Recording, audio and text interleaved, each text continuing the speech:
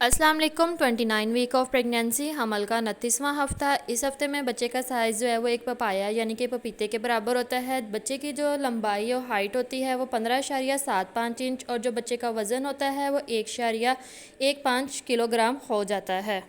بچہ باہر سے دیکھنے میں تو مکمل نظر آ رہا ہے، لیکن بچے کے اندر کی ڈیولپمنٹ جو ہے وہ ابھی بھی جاری ہے، جیسے کہ مسلز اور پھیپھڑوں کی نشوونما۔ بچے کے مسلز جو ہے جیسے کہ آپ دیکھ رہے ہیں ہاتھ اور بازو کب سے بنے ہوئے ہیں، لیکن مسلز کی جو وینز ہیں، سیلز وغیرہ ہے، ابھی ان کی گروتھ ہو رہی ہے، اور جیسے جیسے یہ گروتھ ہوگی بچے کی حرکت پہلے سے زوردار ہو جائے گی۔ بچہ جو ہے اس ہفتے میں اس کا جو اسکیلیٹن ہے وہ سخت ہو جائے گا، اس کے لیے جو وہ کیلشیم ہے وہ ماں سے لے رہا ہوتا ہے۔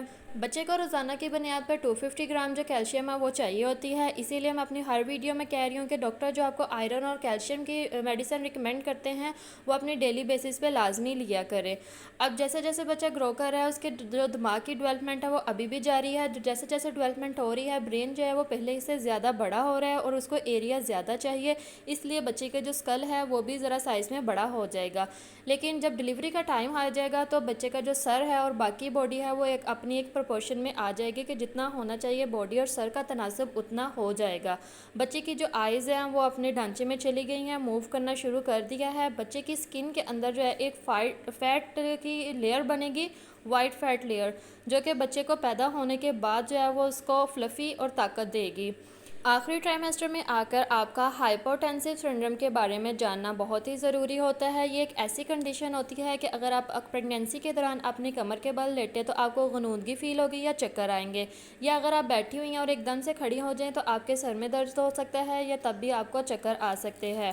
یہ کنڈیشن کس وجہ سے ہوتی ہے کہ پریگنینسی کے دوران آپ کے جو دل کی دھڑکن ہے وہ بھی تیز ہو جاتی ہے اور آپ کے جو خون کی سرکولیشن جو گردش ہے وہ بھی تیز ہو جاتی ہے، تو آپ ایک دم سے جب ایسا کرتی ہیں تو اس کے لیے آپ کو چکر آتے ہیں۔ اگر ایسے کنڈیشن سے بچنے کے لیے آپ کو چاہیے کہ کمر کے بل نہ لیٹے بلکہ سائیڈ لے کے، الٹی سائیڈ لے کے لیفٹ لیٹرل پوزیشن میں لیٹے، تاکہ بچے کو بھی خون کا بہاؤ اچھا جائے اور آپ کے جو خون کی گردش ہے، سرکولیشن ہے، وہ بھی اچھی رہے۔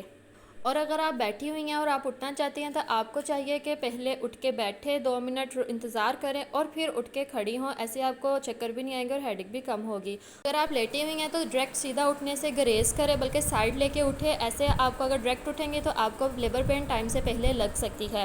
ویڈیو اچھی لگی ہو تو لائک کر دیجیے گا، میرے چینل ٹاک اباؤٹ ہیلتھ کو سبسکرائب کر کے بیل کا نوٹیفیکیشن لازمی دبائیے گا تاکہ آئندہ آنے والی ویڈیو آپ کو مل سکے۔